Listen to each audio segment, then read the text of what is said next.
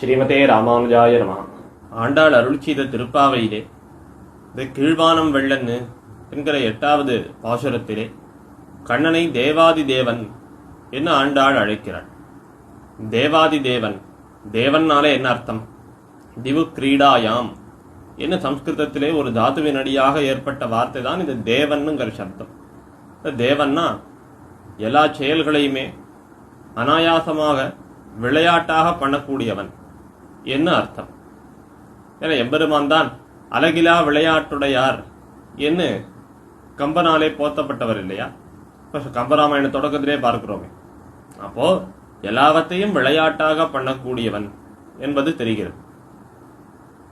அது தவிர தேவாதி தேவன், லோகத்துல தேவன்கிற சப்தத்தோட ஆரெல்லாம் இருக்கார்களோ அவர்கள் எல்லாருக்கும் தேவனாக இருக்கிறவன்.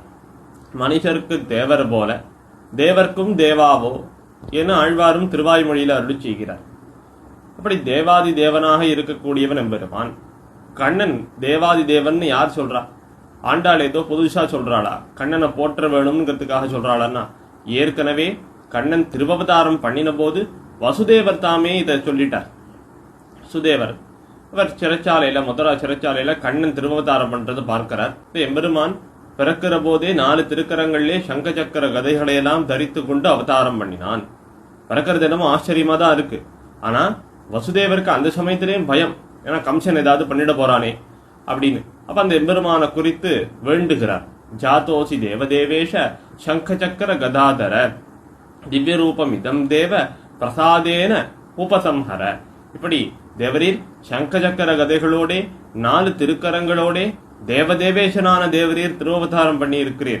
இப்படிப்பட்டதான தேவரீருடைய திவ்ய ரூபத்தினை அடியின் பேர்ல இருக்கிற அனுகிரகத்தினாலே மறைத்து கொள்ள வேணும். யாரான இப்படி பிரார்த்திப்பாளோ, கையில் சங்க சக்கரங்களை வைத்துக் கொண்டு ஒருத்தர் பிறந்தார்னா கம்சன் முடிந்தான் அப்படின்னு திருப்தியா இருக்க வேண்டாமோ? எதுக்காக இப்படி பிரார்த்திக்கிறார்? அப்போதும் அந்த மாதிரியான ஒரு சந்தர்ப்பத்திலே இவர் திருக்குமாரர் இல்லையா கண்ணபிரான், அதனால அவர் பேர்ல இருக்கக்கூடிய பரிவு, இந்த கண்ணனுக்கு என்ன வருமோ அப்படிங்கிற பரிவு.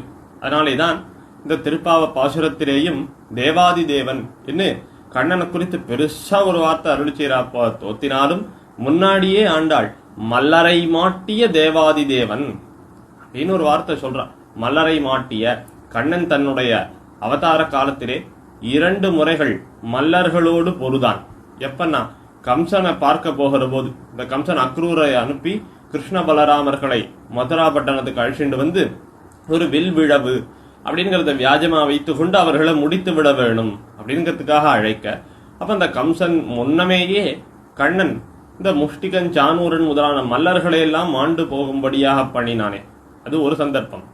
மற்றொரு சந்தர்ப்பம், அரவநீள் கொடியோன் அவையுள் ஆசனத்தை அஞ்சிடாதே இட அதற்கு பெரிய மாமேனி அண்ட மூடுருவ பெருந்திசை அடங்கிட நிமிர்ந்தோன் என திருமங்கையாழ்வார் போத்துகிறாரே. துரியோதனனிடத்திலே பாண்டவர்களுக்காக தூது நடந்தானே எம்பெருமான், பாண்டவ தூதன். இப்ப துரியோதனன் என்ன பண்ணினான்? ஒரு நிலவரையை எழுப்பி அதுக்குள்ள மல்லர்களை எல்லாம் நிறுத்தி அது மேல ஒரு பொய்யாசனம் போட்டு தூதன்னு வருவான், அவனை இதன் பேர்ல உட்கார சொல்லுவோம். உட்கார்ந்த உடனே ஆசனம் உள்வாங்கி கீழே போயிடும். இப்ப மல்லர்கள் எல்லாம் இவனை முடித்து விட வேண்டியது அப்படின்னு ஒரு திட்டம் போட்டு வச்சிருக்க. கண்ணன் வந்தான், அந்த ஆசனத்தில் அமர்ந்தான், நிலவரைக்குள்ள போனான், கிடுகிடுகிடுன்னு வளர்ந்துட்டானோ இல்லையோ. அப்படித்தானே அந்த பாண்டவ தூதனாக இன்னளவும் காஞ்சிபுரத்திலே திருப்பாடகம்னுங்கிற திபதேசத்திலே சேவை சாதிக்கிறான். இந்த ஏன் பாடகம்னு அந்த திபதேசத்துக்கு பேர்னா, தன் பாடுதோத்த விழுந்தருளி இருக்கிற விடம், தன் பெருமதோத்த விழுந்தருளி இருக்கிற விடமாகையாலே அவ்விடத்துக்கு திருப்பாடகம் என்று பெயர். இப்படி தன்னுடைய அவதார காலத்திலேயும் தேவாதி தேவனாக தோன்றி இருக்கிறான்.